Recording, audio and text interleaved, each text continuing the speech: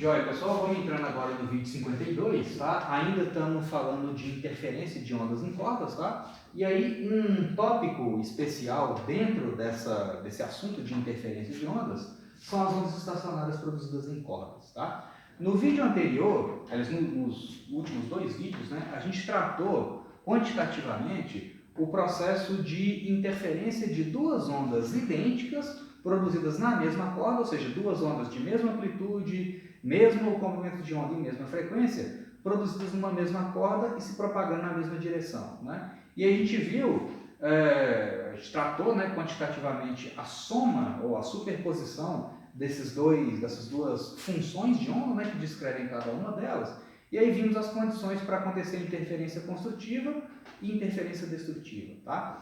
Então, nesses exemplos que a gente tratou, a gente tinha duas ou mais ondas, né, se propagando na mesma direção, no mesmo meio, tá? Mas se eu tiver o seguinte, uma situação um pouco diferente, né? Se eu tiver duas ondas idênticas, né, ou seja, de mesma amplitude, de mesma velocidade de propagação naquele meio, mesmo comprimento de onda e frequência, só que se propagando em direções opostas, tá? Então seria o caso, por exemplo, você pega uma corda, né, amarrar uma corda esticada, você segura uma extremidade dela aqui, a outra extremidade você deixa ela amarrada num prego, num ponto ali na parede, por exemplo. E você começa a vibrar essa corda para cima e para baixo. Você produz então uma perturbação que vai se propagar até chegar num obstáculo, né, até chegar na parede, por exemplo. Quando essa onda que você produz, ela chega na parede, ela vai ser refletida, né? Então a onda ela chega na parede, é refletida, e aí você passa a ter duas ondas se propagando em direções opostas, né? A onda que você produziu pela perturbação aqui da sua mão e a onda que foi produzida na direção oposta devido à reflexão na parede. Então aí a gente percebe o seguinte, nessa situação, dependendo da frequência da fonte, né? Ou seja, dependendo da frequência de vibração da sua mão, você forma um padrão muito bem definido, onde a gente tem regiões ao longo da corda de interferência completamente construtiva e regiões muito bem definidas de interferência completamente destrutiva. Ou seja, dependendo, não é qualquer frequência que produz isso. Dependendo da frequência que você está oscilando a sua mão, né? Dependendo da frequência da fonte, você tem então essas regiões de máxima amplitude de vibração da onda e regiões de amplitude nula de vibração, que a gente chama de essa região de interferência completamente construtiva, a gente chama de ventres da oscilação, e essa outra região a gente chama de nós da oscilação, tá? Como esses que eu estou ilustrando aqui no quadro para a gente, tá? Tem um vídeo que eu costumo passar, né, sempre para os alunos nas aulas presenciais, eu vou indicar o link para vocês, é um vídeo aqui do YouTube mesmo, eu vou colocar na descrição desse vídeo aqui, tá? Então vocês assistam lá, por favor. O áudio está em inglês, o áudio desse vídeo é em inglês, mas não tem problema, né? O que interessa para a gente no vídeo é a demonstração experimental, né? A parte visual, tá? Nesse vídeo, que está indicado aí na descrição, o cientista lá ele produz uma série de ondas estacionárias numa corda esticada, que é justamente o que a gente está discutindo aqui, né? Então a ideia lá do experimento, vocês vão assistir lá, tá? É o seguinte, ele pega então inicialmente uma corda esticada que está amarrada em duas extremidades, tá? Então esse comprimento aqui é fixo e a corda inicialmente ela está na horizontal.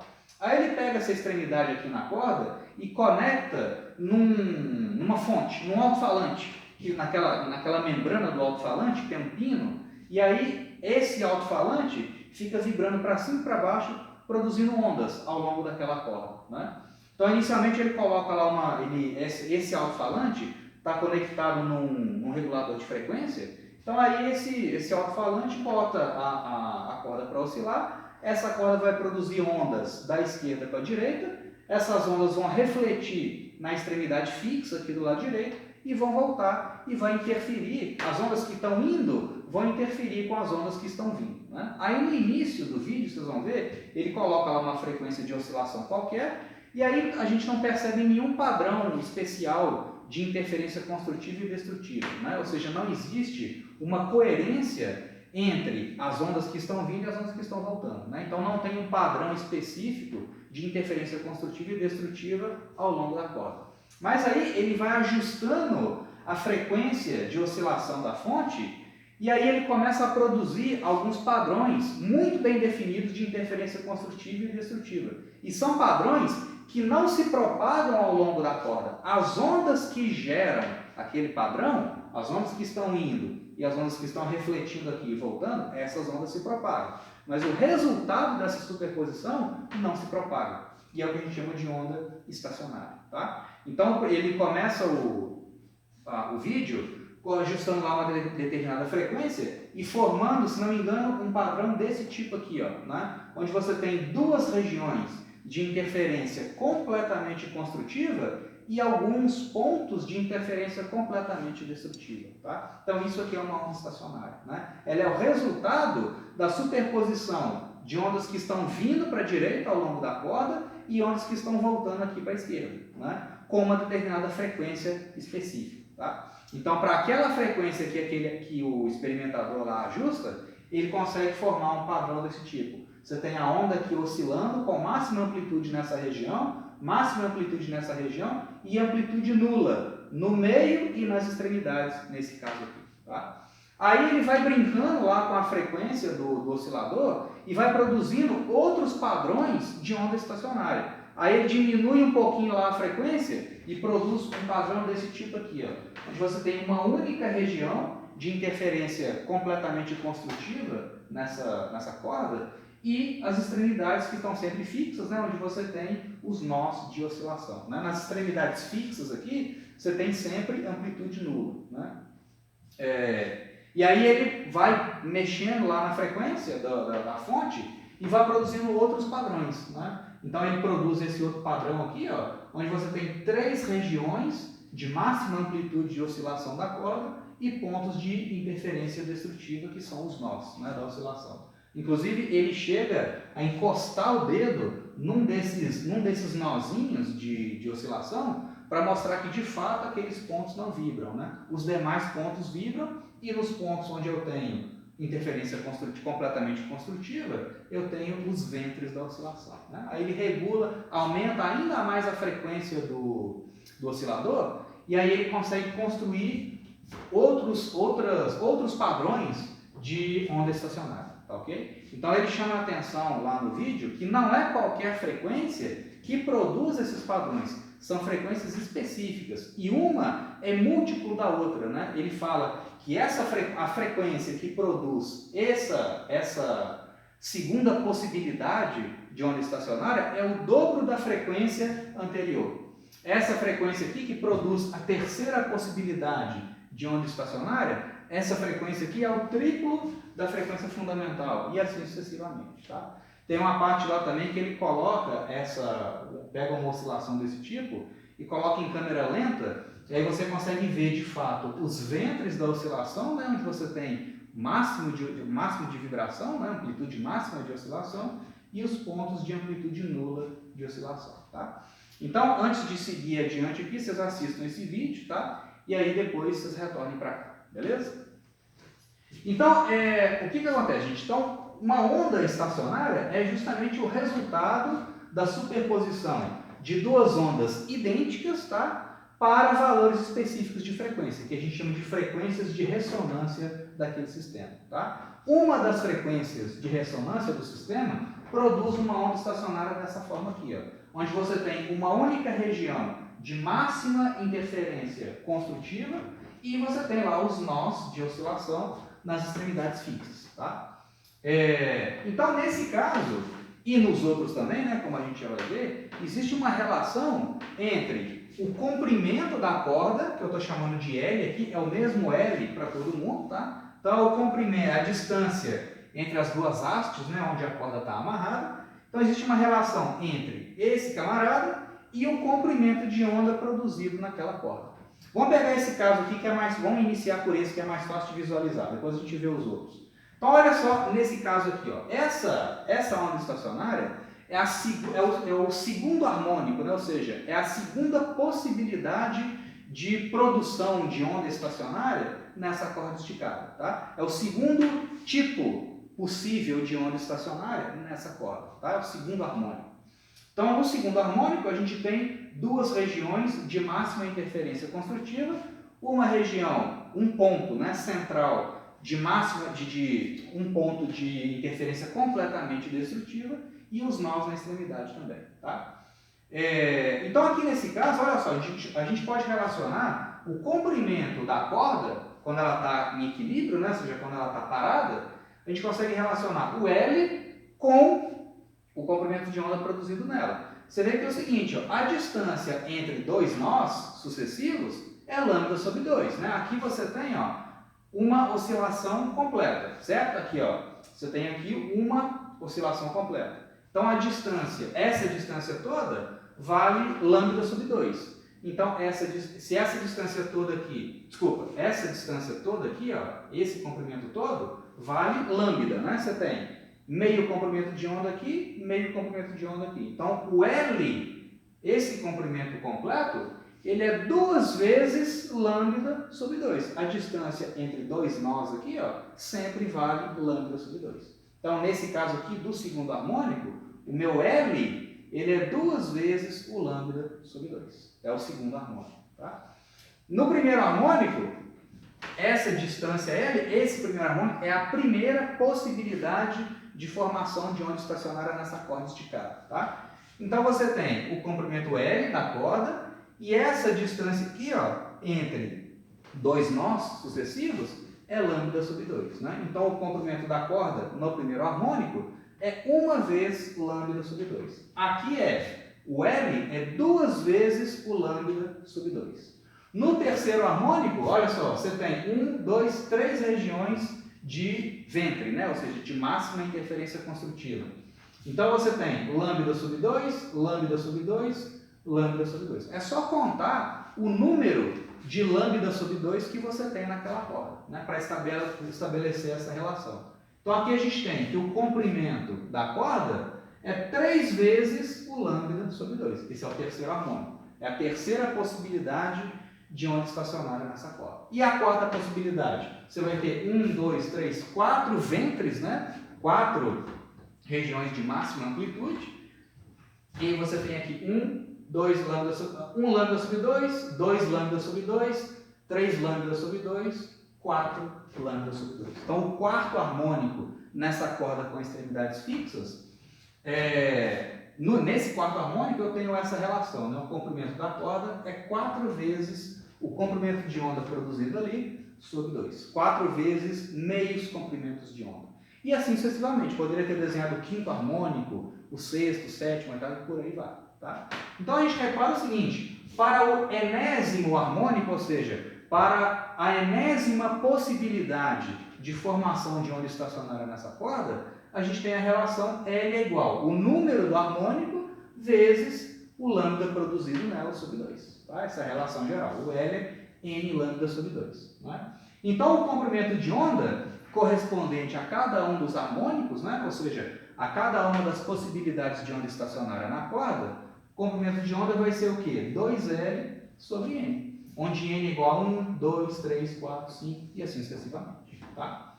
E aí a gente consegue, então, sabendo dessa relação aqui, né?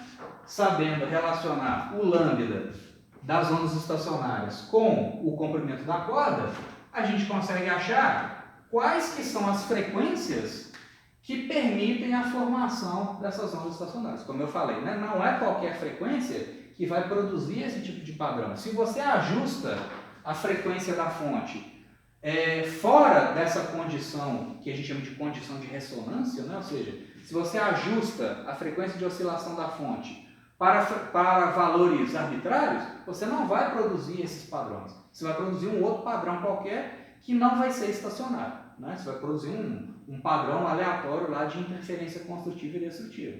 Para produzir os harmônicos, cada um deles, você tem frequências específicas muito bem determinadas, tá? Que são as que a gente está calculando aqui agora. Para eu achar a frequência, eu conheço a velocidade de propagação das ondas numa corda, que é aquele raiz de T sub μ, né? É a fórmula específica para a velocidade de propagação de onda em corda, é raiz de T sub μ. E qual que é a fórmula geral? O V é lambda F, né? Então eu conheço o V e conheço os lambdas, eu consigo achar agora quais que são as frequências que produzem os padrões estacionários, ou seja, quais que são as frequências de ressonância daquela corda. Né? Então a frequência vai ser o V sobre lambda. Ué, mas o lambda não é 2L sobre N? Então esse lambda aqui é 2L sobre N. Então como é que fica a frequência? Vai ser V dividido por isso.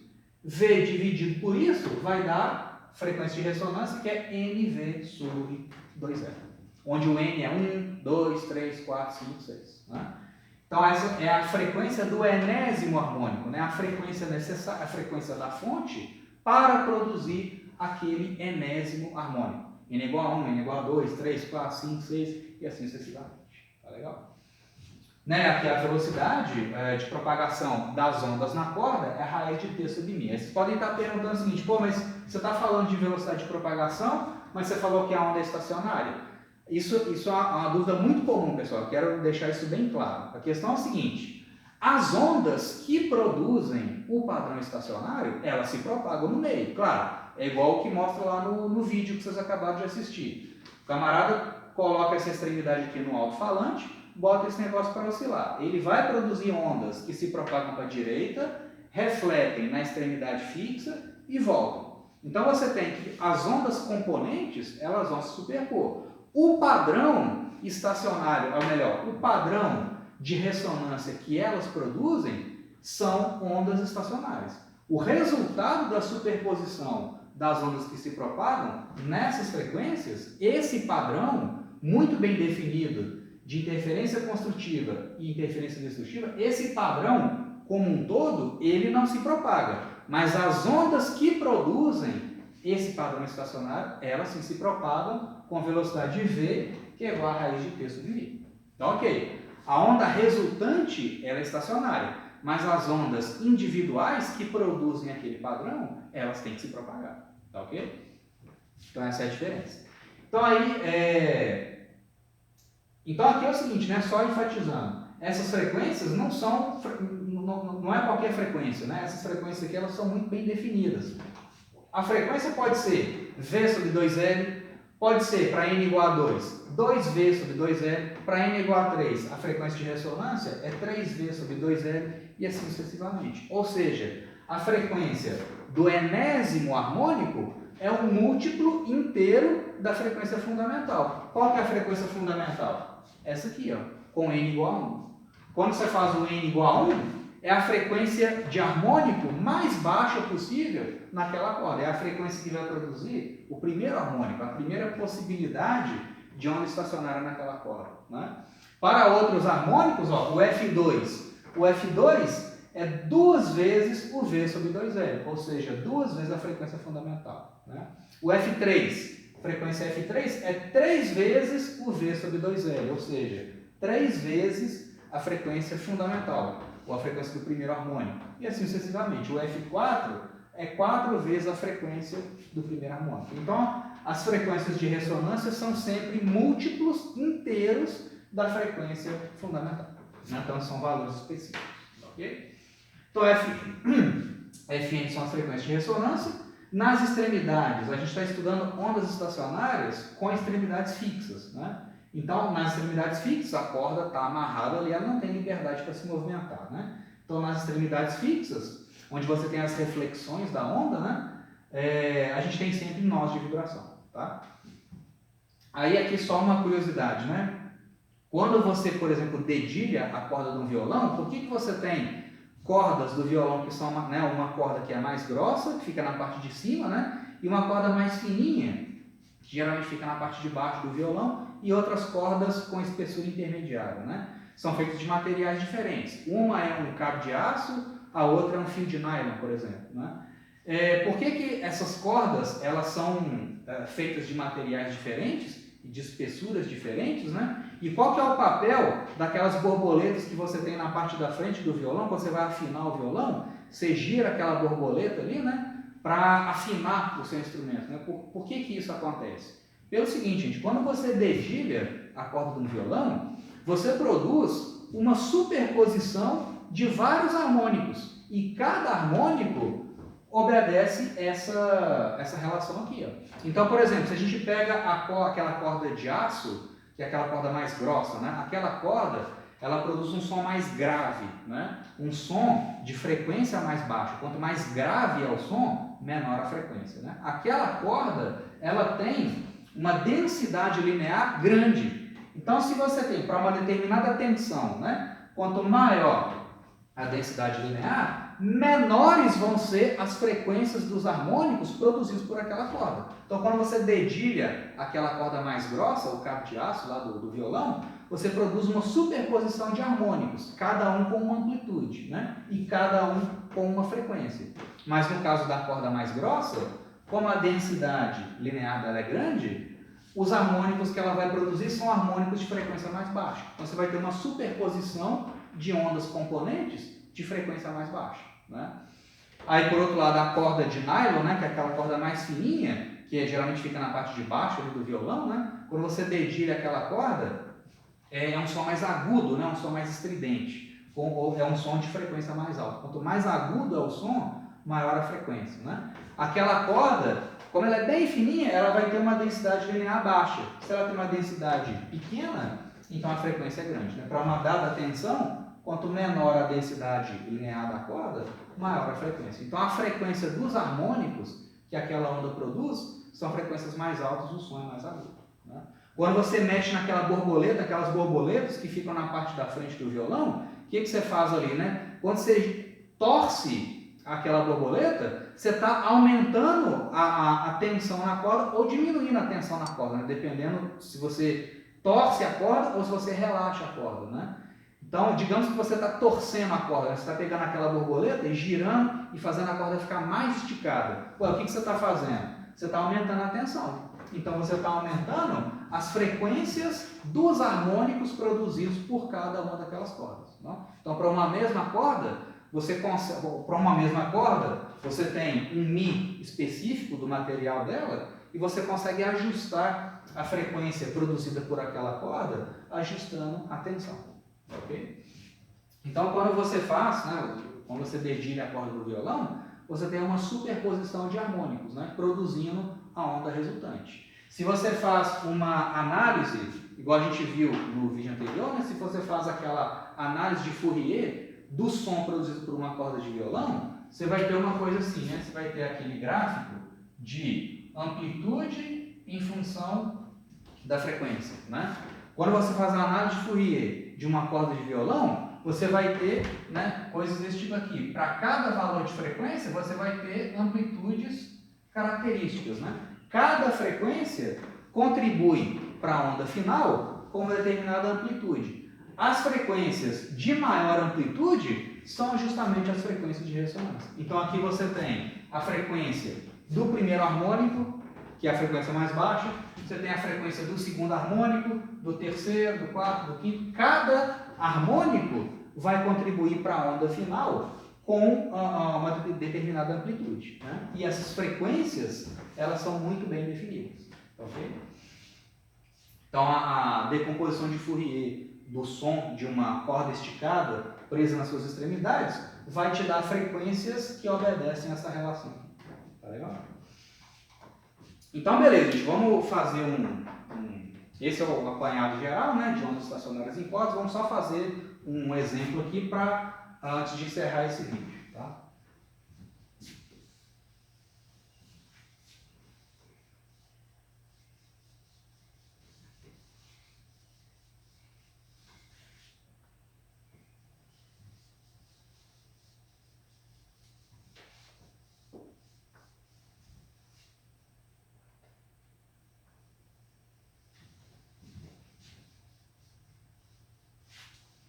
E só um outro detalhe também, gente, é o seguinte, eu recomendo que vocês não fiquem memorizando, não tem necessidade de você memorizar essa fórmula não. O que é interessante aqui é o seguinte, quando você pega um exercício, né, um problema para resolver, envolvendo ondas estacionárias, a primeira coisa que você tem que fazer, que vai te ajudar a solucionar o problema, é relacionar o comprimento da corda com o número de lambda sobre 2 que você tem naquela corda, né? Então você fazer essa contagem de número de vezes o lambda sobre 2 você tem naquela corda. Se você consegue estabelecer essa contagem, então você já... Porque isso aqui você conhece do seu instrumento, né? O comprimento L. Então, se você sabe o número do harmônico, você consegue achar o lambda. Se você sabe o lambda, você consegue achar, estabelecendo aqui essa relação, né? O V é fixo, que é raiz de P sobre Mi. Né? Se você conhece o lambda, automaticamente você conhece a frequência. Né? Então não precisa ficar decorando essa fórmula, não. Você tem que saber estabelecer essa contagem de número de vezes o lambda sobre 2 que você tem naquela onda estacionária, e aí o resto vem justamente da definição de V igual a lambda F. Esse cara você conhece, esse aqui você conhece através do processo de contagem, e esse aqui então fica determinado. Ok? Claro que, à medida que você vai usando, você acaba memorizando isso aqui, né? Mas o ideal é que vocês entendam o raciocínio para chegar nessa fórmula, ao invés de aplicá-la diretamente, tá?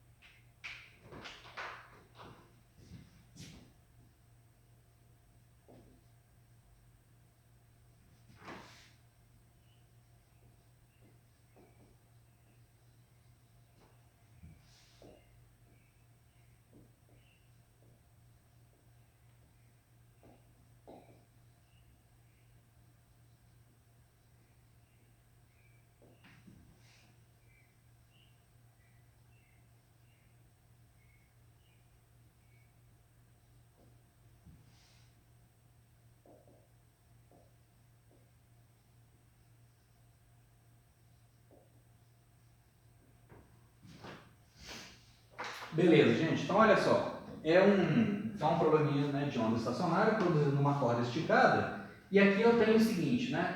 Essa corda, ela está tensionada, né? Está amarrada num bloquinho de massa M. Então, é justamente o peso desse bloquinho que é o responsável por esticar a corda, né? E produzir uma certa tensão nela, tá? E aí, a pessoa colocou aqui uma fonte, né? Tipo um vibradorzinho aqui, né, que vai produzir ondas, né, que vão ir para o lado direito, vão refletir nessa roldana fixa aqui e vão voltar e vão interferir entre si, produzindo um padrão estacionário. Esse aqui é o segundo harmônico, né, é a segunda possibilidade de onda estacionária nessa corda de comprimento L e densidade linear Mi. E ele quer saber o seguinte, qual que é a frequência de vibração dessa corda, ou seja, qual que é a frequência da fonte que produziu aquele padrão estacionário, tá? Então a gente sabe o seguinte, se esse aqui é o segundo harmônico, a primeira coisa, né? Quantos comprimentos de onda eu tenho estabelecido nessa corda aqui, né? Então eu tenho o seguinte, que o comprimento L da corda, ele é lambda sobre 2 mais lambda sobre 2, né? Ele é 2 vezes o lambda sobre 2. É o segundo harmônico, né? Então aqui eu tenho um nó de vibração, aqui eu tenho outro nó, aqui eu tenho outro nó. A distância entre dois nós é sempre lambda sobre 2. Então eu tenho lambda sobre 2 aqui, mais lambda sobre 2 aqui, 2 lambda sobre 2, né? Então aí como é que fica? Então isso implica que o comprimento L da corda é justamente o comprimento de onda produzido naquela corda, né? O comprimento da onda produzido naquela corda, tá? Então eu sei que a velocidade de propagação das ondas componentes nessa corda é raiz de T sobre μ. Raiz da tensão, né? Esse T aqui não é período, esse T maiúsculo é a tensão na corda, né? Força, dividido por μ. Isso aqui é igual a raiz de... Ué, gente, olha só, quanto que vale a tensão nessa corda? Só fazer o diagrama de forças aqui desse bloquinho, né? Quais que são as forças que estão atuando nele? Você tem o peso dele para baixo, mg, e a tensão na corda, tensão T. E a gente sabe que a tensão é igual a mg, né? Em módulo, o T é igual a mg. Então a tensão aplicada nessa corda, a força de esticamento, né, nessa corda, que é a mesma em todos os pontos dela, é justamente mg. Então a velocidade de propagação das ondas individuais que produzem esse padrão estacionário é raiz de mg sobre μ. O μ é uma informação do problema, né? É um dado do problema. Então pronto, V é raiz de mg sobre μ. Então V é igual a raiz de mg sobre μ. E isso é igual a comprimento de onda vezes a frequência do segundo harmônico, né? Que é o harmônico que eu produzi aqui nesse caso. Só que o meu comprimento de onda é justamente nesse caso, o comprimento de onda é igual ao comprimento da corda, né? Então esse cara aqui vale L. Esse cara vale L, né? Então como é que fica a frequência do segundo harmônico produzido nessa corda? Ou seja, a frequência que produziu o segundo harmônico nessa corda. A frequência vai ser, frequência F2, é igual a 1 sobre L, raiz de mg sobre μ.